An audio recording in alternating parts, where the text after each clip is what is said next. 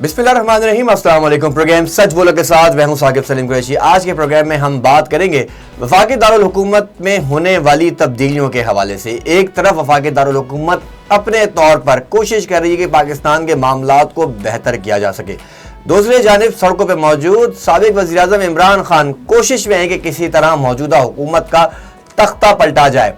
ऐसे में एक बार फिर किरदार अदा किया आईनी तौर पर सुप्रीम कोर्ट ऑफ पाकिस्तान ने, और बड़ा एक अहम फैसला आया जिसे पहले कहा जाता रहा कि एक राय आई है, उस राय में ऑर्डर का लफ्ज़ इस्तेमाल किया गया, क्योंकि ऑर्डर का लफ्ज़ जब भी सुप्रीम कोर्ट में इस्तेमाल किया जाता है तो वो किया जाता है आर्टिकल 184 के तहत। आर्टिकल्स क्योंकि आइन का हिस्सा है और इसी के मुताबिक पाकिस्तान का आइन पाकिस्तान के कानून को लेकर आगे चलता है। आज इलेक्शन कमीशन में होने वाले अहम समात के अंदर पंजाब से मुतल्लिक जो मुनहरिफ अरकान थे उनसे मुतल्लिक फैसला ना हो सका। इस हवाले से प्रोग्राम में बात करेंगे और जानने की कोशिश करेंगे कि आखिर जो फैसला सुप्रीम कोर्ट से आया इसकी मौजूदा सियासी मामलात पर किस हद तक असरअंदाज हो सकता है और क्या होगा मुस्तकबिल में। एक तरफ ये खबरें भी हैं कि टेक्नोक्रेट गवर्नमेंट की तैयारियां मुकम्मल हो चुकी हैं, इंटरव्यूज हो रहे हैं, हफीज शेख साहब की पाकिस्तान में आमद यकीनी तौर पर कोई पैगाम है, और ये वही हफीज शेख हैं जिनके ऊपर IMF का बड़ा एतमाद है। और ये कहना गलत नहीं होगा कि साबिक़ा हुकूमत में IMF के साथ होने वाले मुज़ाकरात में हफीज शेख ने अहम किरदार अदा किया। गोया कि पाकिस्तान पीपल्स पार्टी के दौर में हफीज शेख नाकाम रहे, अब सूरत हाल तब्दील होती जा रही है। इस पर भी प्रोग्राम में बात करेंगे और साथ प्रोग्राम के दूसरे हिस्से में बात होगी आमिर लियाकत साहब के हवाले से कि आमिर लियाकत की जो अज़वाजी ज़िंदगी है इसको टेलीविज़न मीडिया पर जिस तरह उछाला गया, क्या यकीनी तौर पर ये ठीक है, इस तरह होना चाहिए? क्या अब हर घर में इस तरह के एंड्रॉयड फ़ोन से बेडरूम की पर्सनल वीडियोस बाहर वायरल की जाएंगी, मर्द को ब्लैकमेल किया जाएगा, ख़वातीन हरासा करेंगी? आमिर लियाकत के साथ जो कुछ भी हुआ इसका फैसला कानून के जरिए होना चाहिए था, इसका फैसला शरई अदालतों में होना चाहिए था, खातून को इंसाफ यकीनी तौर पर मिलना चाहिए था। लेकिन खातून ने जो किरदार अदा किया वो किरदार कितना अहम था, उस किरदार के क्या मायने थे? क्या आमिर लियाकत के साथ जो हुआ कल आपके साथ भी ऐसा हो सकता है? आज के प्रोग्राम में इस हवाले से बात होगी, तबसरा भी होगा, तजिया भी होगा। प्रोग्राम के पहले हिस्से में बात करने के लिए मेरे साथ मौजूद है मुदस्सिर राजपूत साहब। आपका बहुत शुक्रिया। मैं साहब, आप सहाफ़त से बड़ा गहरा ताल्लुक़ है आपका और आप पार्लिमान में ज़्यादा पाए जाते हैं और सियासी वफाकी वज़ीरों के बड़े करीब है।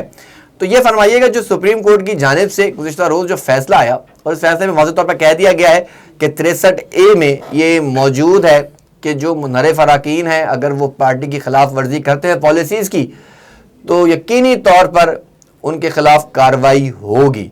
लेकिन साथ सुप्रीम कोर्ट ने यह भी वाज़ेह कर दिया कि जो नाअहली की मुद्दत की बात की गई है इसका फैसला पार्लिमान में करे। तो यानी कि एक बार फिर आर्टिकल 68 और आर्टिकल 69 बीच में आया और 69 को क्रॉस नहीं किया गया, और यही बात पहले भी होती रही थी। इस पर भी आपसे बात करूंगा। सिर्फ ये फरमाइएगा पहले कि तहरीक इंसाफ की तरफ से जो पिटीशन दायर की गई, जो सदारती रेफरेंस आया 63A की तशरीह के लिए, उसमें तो वाज़ेह हो गया। आप किस तरह देख रहे हैं और सियासत में क्या चल रहा है? जी बहुत बहुत शुक्रिया साकिब। जो राय आई, फैसला तो नहीं कहेंगे क्योंकि राय मांगी गई थी, जो आर्डिनेंस था उसके वाले से, जो सदारती आर्डिनेंस 21 मार्च को जब तहरीक इंसाफ की हुकूमत थी और उस वक्त वज़ीर-ए-आज़म इमरान खान थे, तो उन्होंने राय मांगी कि मुनहरफ अरकान के ख़िलाफ़ सख्त से सख्त कार्रवाई की जाए। अब जहाँ तक सुप्रीम कोर्ट की राय का ताल्लुक़ है तो बज़ाहिर उन्होंने कानून के दायरे में रहकर वो फैसला किया। जो तहरीक इंसाफ ने अपने आर्डिनेंस में उनकी जो ख्वाहिशात थी उसको यूं हम कहें कि अगर इसको इन शॉर्ट कहें कि तहरीक इंसाफ की जो उनकी राय मांगने की जो उनकी ख्वाहिशात थी वो पूरी नहीं की सुप्रीम कोर्ट ने, क्योंकि उनकी ख्वाहिश थी कि मुनहरिफ अरकान के खिलाफ तायात पाबंदी हो, वो उन्होंने लगाई। सुप्रीम कोर्ट ने वो किया जो आर्टिकल 63A में वाज़े पहले का लिखा हुआ है कानून के मुताबिक कि भी नाअहल होगा अगर खिलाफ वर्जी करेगा, अगर वोट देगा। अब इसमें दो सूरत हाल हैं। नंबर 1, वफाक में मुनहरिफ अरकान ने वोट नहीं दिया और उसी के तहत इलेक्शन कमीशन ने फैसला किया, तो ये तो चीज़ क्लियर होगी कि ये फैसला जो वफाक के MNAs मेंबर कौमी असम्बलीज ने जो मुनहरिफ अरकान थे उन्होंने जो वोट दिया और वोट नहीं दिया उनके हक में तो आ गया कि भाई अगर वो वोट देते तो वो नाअहल हो जाते फॉर टेन्योर, उस टेन्योर के लिए ताहयात नहीं जो PTI की ख्वाहिश थी। अलबत्ता इसमें एक फेवर ज़रूर मिल गई तहरीक इंसाफ को, वो पंजाब की। पंजाब की फेवर इस तरह मिल गई कि अब इलेक्शन कमीशन का इंतजार होना है फैसले का, जो आना था आज जो नहीं आया, आगे चल के शायद उसकी डेट आ जाए, वो उसके फैसले की। लेकिन सुप्रीम कोर्ट के फैसले की रोशनी में कि अगर मुनहरफ अरकान फ्लोर क्रॉसिंग करें, खिलाफ वर्जी करें, तो वो नाअहल हो जाए। अब मजे की बात यह है कि पंजाब में फ्लोर क्रॉसिंग हुई है। तहरीक इंसाफ के टिकट होल्डर, एक तो आज़ाद है, कोई मेरा ख्याल 4 या 5 होंगे, बकाया तो पीटीआई के टिकट होल्डर हैं जो पीटीआई के टिकट पे जीते हैं और उन्होंने इलेक्शन में हिस्सा लिया। उन्होंने 25 तकरीबन एमपीएस हैं, उन्होंने फ्लोर क्रॉसिंग की है। तो ये तो एक चीज क्लियर होगी। तो अगर ये फैसला आया था 25 भी कर दिया उन्होंने, तो उस पे तहत फिर एतमाद का वोट लेना होगा हमजा शहबाज को और उनके पास अदाद-ओ-शुमार। अच्छा, इसमें एक इंटरेस्टिंग सूरत हाल है। अगर एतमाद का वोट लेते हैं, वो पूरा नहीं होता, वो डी नोटिफाई हो जाएंगे, उसके बाद फिर इलेक्शन होगा वजीर आला का। वहां पे 2 राय जो कानूनी माहिरीन ने बताई हैं कि 172 वोट हैं हमजा के पास, ठीक है। अगर मुनहरफ अरकान को डी नोटिफाई कर भी दिया जाए 25, तो 172 हैं हमजा साहब के पास और 173 हैं तहरीक इंसाफ के जो रियल उनके पास है, मिला के परवेज इलाही के पास। तो फिर माहिरीन कहते हैं, मुझे तो इतना नहीं आइडिया, जो माहिरीन से गुफ्तगू हुई है, तो वो कहते हैं कि पहले हिस्से में अगर अक्सरियत, सादा अक्सरियत, वो जो मतलूबा अक्सरियत हासिल नहीं कर सका, इलेक्शन होगा, जब डी नोटिफाई हो जाएगा दोबारा इलेक्शन होगा, तो सादा अक्सरियत अगर नहीं हासिल कर सका वजीर आला, तो दोबारा उसका होगा वोट और फिर उसमें मेजॉरिटी ऑफ जो होगी वोटिंग उस पे उसका होगा, ताइन होगा। अब मेजॉरिटी ऑफ वोट में परवेज इलाही साहब हैं। तो अब यहाँ पे पंजाब में शायद एक नई नोरा कुश्ती शुरू हो और मुलाकातों के सिलसिले शुरू हों, इत्तेहादियों को मनाने की बातें हों, और क्योंकि उसकी फिर शायद कानूनी हैसियत शायद इतनी ना हो, क्योंकि वो जो मतलूबा कानूनी हैसियत है 186 अरकान वो ना हो, और सिर्फ अददी अक्सरियत के बुनियाद पर अगर वज़ीर आला बने तो शायद उसके पास इतने इख्तियारात भी ना हो। अच्छा, नहीं, यहाँ थोड़ा सा एक चीज़ और भी डेवलपमेंट बड़ी, जैसा आपने कहा, यकीनी तौर पर मामला कुछ इस तरह के नज़र ही आ रहे हैं। पंजाब की आपने बात की, वफाक की आपने बात की। वफाक से मैं थोड़ा सा आपको वापस लाना चाहूँगा, क्योंकि यहाँ पर वफाक में जिस तरह जो मुनहरिफ अरकान है, सुप्रीम कोर्ट ने भी कहा कि जो वोट नहीं दे सकते उनका वोट काउंट नहीं होगा। अब पंजाब में जो उन्होंने वोट दिए उनका वोट काउंट नहीं होगा, तो 25 वोट तो यहाँ से माइनस हो जाते हैं। लेकिन एक चीज़ है साकिब, यहाँ पे अब इलेक्शन कमीशन थोड़ा चला जाए, ये तो आ गया ना, वफाक सुप्रीम कोर्ट का राय आ गई, ये चीज़ आ गई ना, सबको पता चलेगा कि आर्टिकल 63A की खिलाफ वर्जी करेगा। तो यहाँ पे एक और चीज़ है जो अभी तक दलाइल इलेक्शन कमीशन में चले हैं ना, वहाँ पे ये चीज़ चल रही है कि जो 25 MPs हैं, क्या उनको पार्टी हेड की जानिब से नोटिस भेजे गए? यहाँ पे कुछ कन्फ्यूजन है, क्योंकि जो दलाइल आए हैं उसमें ये बताया गया, कुछ कहते हैं भी हमें नोटिस वसूल ही नहीं हुए, कुछ कहते तो हमें पता ही नहीं था, कुछ कहते उसमें से 4 ने वसूल किए, बकाया जो थे 21 उनको आइडिया नहीं था, नोटिस आते तो हम जवाब देते। वो जो प्रोसीजर है ना, उस पर ऑब्जेक्शन आया हुआ है। उस पर हो सकता है कि इलेक्शन कमीशन इस बुनियाद पर कोई उन मुनहरफ अरकान जो पंजाब में MPs हैं उनके कोई हक में कोई फैसला ना दे दे, इस बुनियाद पे कि कम्युनिकेशन या कानून कवायद पूरे नहीं किए, इसकी बुनियाद पे शायद। ठीक कह रहे हैं, यकीनी तौर पर वो अपना ये प्ली इख्तियार कर रहे होंगे, अपना मुद्दा बता रहे होंगे। लेकिन जो आर्टिकल 63A में, क्योंकि आर्टिकल 63A के बारे में सुप्रीम कोर्ट ने, चीफ जस्टिस ने, जो बेंच है, वाज़ेह तौर पर ये बात की है अपनी राय में और अपने ऑर्डर में, ये बात की है कि आर्टिकल 63A को आर्टिकल 62 से अलग नहीं पढ़ा जा सकता। जो नाअहली की मुद्दत की बात है, मैं आपसे एग्री करता हूं, वो सुप्रीम कोर्ट ने तो नहीं की, लेकिन सुप्रीम कोर्ट ने ये बात पार्लिमान में भेज दी है। पार्लिमान फैसला करेगा तायीन मुद्दत कितना होगी ना। देखिए, जो आर्टिकल 63A में जो मुद्दत तायीन है वो फॉर टेन्योर है, मतलब जिस टेन्योर के लिए वो है उस तक वो नाअहल होंगे, जो कानून में लिखा हुआ है। लेकिन अगर पीटीआई की जो ऑर्डिनेंस की ख्वाहिश के मुताबिक ताहयात हो अगर आर्टिकल 63A की खिलाफ वर्जी, तो उन्होंने सुप्रीम कोर्ट ने कहा उसके लिए आप जाके जो पार्लियामेंट से रुजू करें, वो तरमीम लेके आए। आर्टिकल 63A में कोई तरमीम ले आए कि भाई अगर मुनहरफ अरकान होगा तो वो फॉर टेन्योर नहीं होगा, वो ताहयात होगा। और ये बड़ी अच्छी बात है वैसे, ये तो पार्लियामान की तरफ वापस मामला चला गया।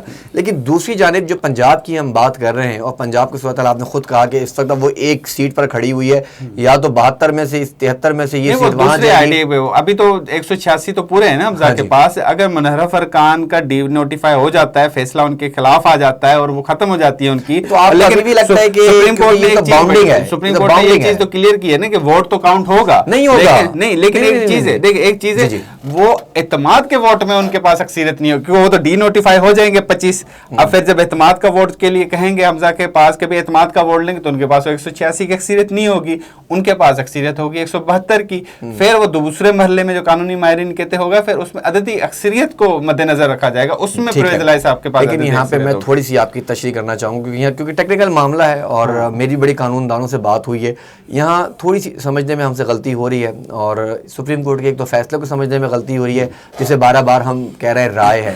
राय मांगी जरूर गई थी, लेकिन आर्टिकल 184 वाज़ेह तौर पर कहता है कि सुप्रीम कोर्ट जब भी कुछ कहेगा तो वो उसका ऑर्डर होगा और order is binding to each and every करना लाजमी है ना। तो वही है ना। अब ये तो हो गया कि ये एक ऑर्डर था और ये ऑर्डर तमाम इदारों पे बाउंडिंग्स हैं, लेकिन ऑर्डर में या जो राय हम कह रहे हैं उसमें वाज़ेह तौर पे कहा गया है कि जो मुनहरिफ अराकीन है, जो फ्लोर क्रॉसिंग है, वो वोट की उनकी अहमियत नहीं है, वोट काउंट नहीं होगा। और यही बात मुस्तकिल तौर पर कही जा रही है कि अब कानूनी और आईनी तौर पर पंजाब हुकूमत खत्म हो चुकी है। लेकिन आर्टिकल 63A के तहत, आर्टिकल 63A के तहत फ्लोर क्रॉसिंग करने के बाद सजा का ताइन है। फ्लोर क्रॉसिंग से उसने, अभी मेरा सवाल यह है ना, वोट खिलाफवर्जी होगी तो खिलाफवर्जी हो गई, पंजाब में हो गई, नहीं खिलाफवर्जी पंजाब में हो गई, अब उसको खत्म नहीं कर सकती कोई। ये कानून आर्टिकल 63A पढ़े हैं आप, पढ़ते हैं माशाल्लाह, आपको पता होगा, उसमें लिखा हुआ है फ्लोर क्रॉसिंग होगी तो इसका मतलब है कि वापस अगर वो वापस उसका वोट की अहमियत को खत्म करने की कानून में गुंजाइश होती तो फिर उसको डीनोटिफाई करने की जरूरत ही नहीं थी, फिर तो भी वापस कर देते हैं, भाई हमारे पास इख्तियार है। वापस नहीं होगा, वो वोट काउंट होगा। आर्टिकल 63A में जो वोट दे दिया उसने, फ्लोर क्रॉसिंग कर दी, वो तो हो गया, वो तस्लीम होगा, लेकिन बाद में वो नहीं कर सकेगा, वो डी नोटिफाई हो जाएगा फॉर टेन्योर। चलिए थोड़ा सा इसको आगे बढ़ाते हैं। अब जरा ये बताइएगा कि इमरान खान की मौजूदा सूरत हाल को आप कैसे देख रहे हैं, क्योंकि कोहाट का जलसा भी बड़ा कामयाब जलसा रहा उनका, ऐसे उनके अपने कारकुनान भी बता रहे हैं, उनके अपने अरकान भी बात कर रहे हैं, रहनुमा बात कर रहे हैं। आज गुजरावाला में जलसा हो रहा है और बड़ा अहम जलसा उसमें भी रहा, तफसीलात सारी आपने देखी भी है, उसको आप कैसा देख रहे हैं? जी जाकिर साहब, पता है क्या है, ये जो इमरान खान साहब के जो जलसे हो रहे हैं मुख्तलिफ, हर रोज़ कहीं ना कहीं हो रहा है और आगे भी शेड्यूल्स हैं, सिंध का भी शेड्यूल है इनका। तो इसमें एक दो चीज़ें हैं, जो परसों फैसला आया ना, अब जो हुकूमती पार्टियाँ, इत्तेहादी पार्टियों का, जिन्होंने कहा कि हम 2023 तक हम लेके चलेंगे हुकूमत को, उसके बाद इस जलसेों की जो मेरे ख्याल में, अब बहरहाल कोई भी अपनी राय, मेरे ख्याल में अब उसकी अफादियत थोड़ी सी कम होगी। उसकी वजह ये है कि अगर जिस तरह का प्रेशर बन रहा था इस गवर्नमेंट के ऊपर, मुआशी प्रेशर बन रहा, फाइनेंशियली हालात इनके ख़राब हो रहे, सारी सूरत-ए-हाल बन रही थी, उसके बाद हालात ऐसे पैदा हो गए थे, लग ऐसे रहा था कि असम्बलियाँ ड्यूरिंग ए टेन्योर 20 मई से 30 मई के दरमियान तोड़ दी जाएंगी और ख़त्म कर दी जाएंगी, और जो महंगाई का बुरान है, सारा कुछ वो जो वो बोझ है वो निगरान हुकूमत के सर डाल दिया जाएगा। और फिर बाद में इलेक्शन में जाके इसी मुतालबे के तहत भी माजी में इन्होंने हालात ऐसे ख़राब कर दिए थे, PTI ने, हम नहीं संभाल सके थे, तो निगरान सेटअप तो हम सादा अक्सरियत के साथ नहीं, हम फुल अक्सरियत के साथ आना चाहती थी, जो भी पार्टी आना चाहे तो वो वोट को मैनिफेस्टो वो लेके जाके इलेक्शन में लड़ना चाह रहे थे। लेकिन अब सूरत ये होगी कि जो हुकूमती इत्तेहादी पार्टियाँ हैं, जो क्योंकि अब तो हुकूमती हम उनको अपोजिशन नहीं कहेंगे, अब हुकूमती जो इत्तेहादी पार्टियां हैं, उन्होंने ये मुश्तरका जो परसों फैसला किया है, उसके बाद इन जलसों की अहमियत ये ख़त्म होगी इसी वजह से, क्योंकि वो इलेक्शन कैंपेन में शुमार नहीं हो, पहले तो इलेक्शन कैंपेन में शुमार हो रहे थे ना, कि शायद इसी साल इलेक्शन हो जाए, वो एक सिलसिला तसलसल बन जाए। अब तो इमरान खान साहब ये चाहेंगे कि हुकूमत किसी तरह से ख़त्म हो, प्रेशर बने या जो भी असम्बलियाँ तोड़े, पर क्योंकि वो फैसला हो गया, अक्सरियत राय से बन गया। अब उसमें भी मज़े वाली बात है कि इख्तलाफ हैं अभी भी वो जो सुई अटकी हुई है ना, 2 या 3 वोटों में सुई अटकी हुई है, तो कभी भी कुछ भी हो सकता है।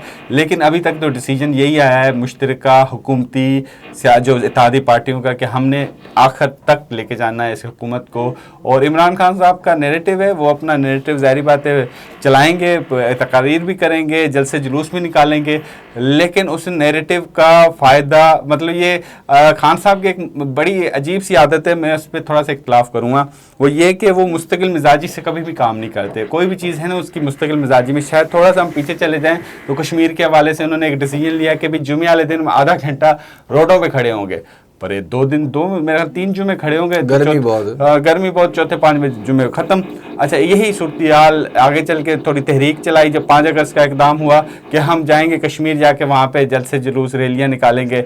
वो मैं ख्याल 4 या 5 हफ्ते चली, फिर वो रैलियाँ ख़त्म होगी। फिर उन्होंने बनाया कि भी हम जो डेलीगेशंस बना के बाहर मुल्क भेजेंगे और ये पूरा मिशन चलाएंगे। उसको साल हो गया, बस 6 महीने चले डेलीगेशन विजिट।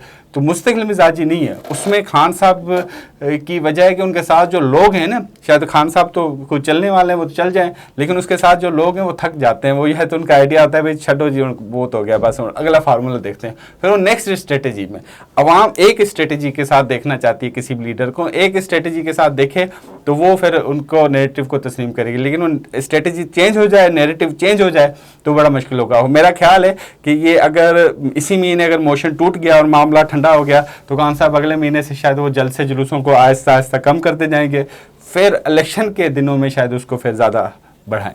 चलें, बहुत शुक्रिया। मुदस्सिर राजपूत साहब हमारे साथ मौजूद थे। आप सीनियर तज्ज़ियाकार, सीनियर सहाफ़ी और बड़ी गहरे अहम नुकात से आपने पर्दा सख्त उठाया है और यकीनी तौर पर सूरत हाल नज़र यही आ रही है कि पाकिस्तान की सियासत में जो तब्दीलियाँ तेज़ी से होती जा रही हैं, इसका अंजाम पाकिस्तान के लिए यकीनी तौर पर बेहतर हो। सबकी दुआएं भी यही हैं। शहबाज शरीफ अपनी हुकूमत को चलाने के लिए हर मुमकिन कोशिश कर रहे हैं और इमरान खान इस हुकूमत को गिराने के लिए हर मुमकिन और हर तरह के इक़दामात उठा रहे हैं। अब देखना यह है कि आइंदा आने वाले दिनों में अवाम को महंगाई से निजात मिलेगी, अवाम को हुकूमत से निजात मिलेगी, या अवाम के लिए कोई नए तोहफे तहफ़ लाए जाएंगे महंगाई की सूरत में। हुकूमत बार ये दावे कर रही है कि हमें ख़जाने खाली मिले और साबका हुकूमत इमरान खान हर जलसों में ये दावे करते रहे हैं कि हमने हुकूमत के ख़जाने भर के दिए थे, जिन्हें यकीनी तौर पर फिलफौर खाली किया गया है।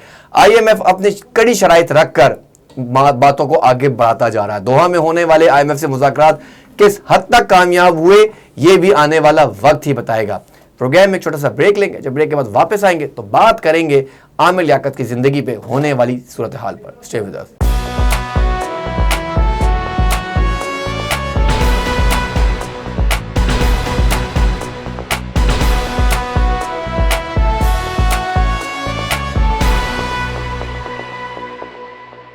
Welcome back. और अब बात होगी आमिर लियाकत की निजी जिंदगी पर होने वाली सूरत हाल पर। गुज़िश्ता कुछ अरसों से आमिर लियाकत खबरों में इन रहे। आमिर लियाकत की जिंदगी पर बड़े तबसरे किए गए। आमिर लियाकत ने एक 14 साल की लड़की से शादी की जिसकी उम्र निकाहनामे में बताई गई 18 साल। ये उम्र भी आमिर लियाकत हुसैन ने खुद बताई थी। शुरुआत अगर झूठ से हो तो इख्तिताम शायद कुछ इस तरह से ही होता है। दानिया शाह, जिसने बड़े अहम नुकात से पर्दा उठाया और 12 बार आमिर लियाकत की निजी जिंदगी पर बहुत ज्यादा इल्जामात लगाए। इल्जामात ठीक थे या गलत, लेकिन तरीकेकार किस हद तक दुरुस्त था, इस पर आज बात होगी। आमिर लियाकत की जिंदगी, जिसमें शरई तौर पर उन्होंने 3 शादियां की और ये शादियां यकीनी तौर पर आपके मजहब, मेरे मजहब और अल्लाह के बनाए हुए कानून के तहत की गई थी। लेकिन इन शादियों का मजाक जिस तरह सोशल मीडिया पर उड़ाया गया और जिस तरह दानिया शाह ने इंटरव्यूज दिए और इंटरव्यूज में ये वो अल्फाज इस्तेमाल किए जो बतौर मर्द इस वक्त इस्तेमाल करते हुए मुझे भी शर्म महसूस हो रही है और मैं इस्तेमाल नहीं करना चाहता।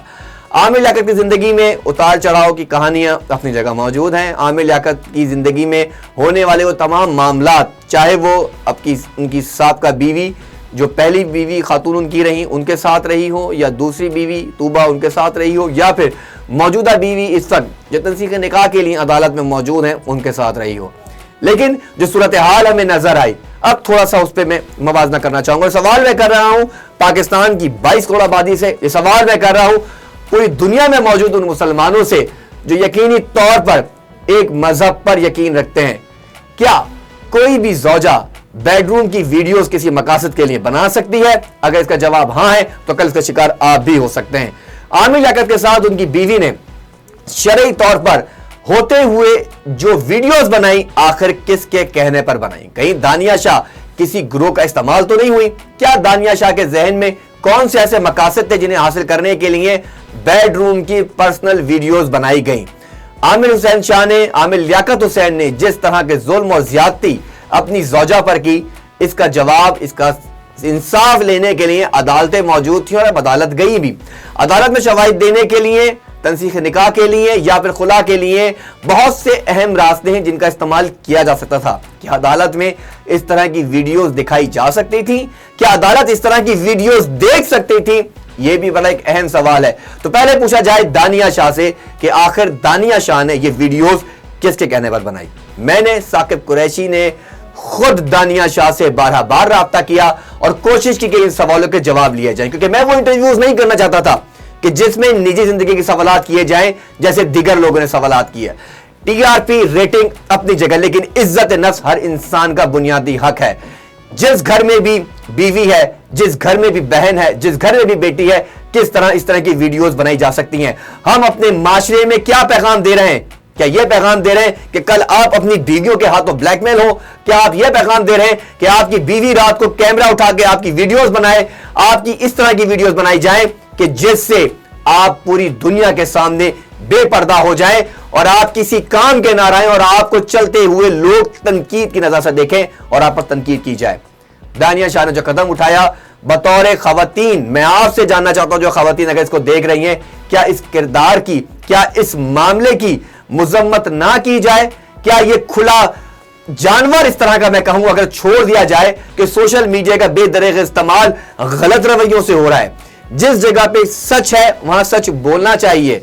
आमिर लियाकत हुसैन ने जो भी किया, जुल्म किया, सियाती, इसके लिए कानून मौजूद था, इसके लिए आपके पास अलहदगी का रास्ता मौजूद था, इसके लिए आपके पास वो तमाम रास्ते मौजूद थे जिससे आप अलहदगी लेकर अपने हुकूक हासिल कर सकती थी।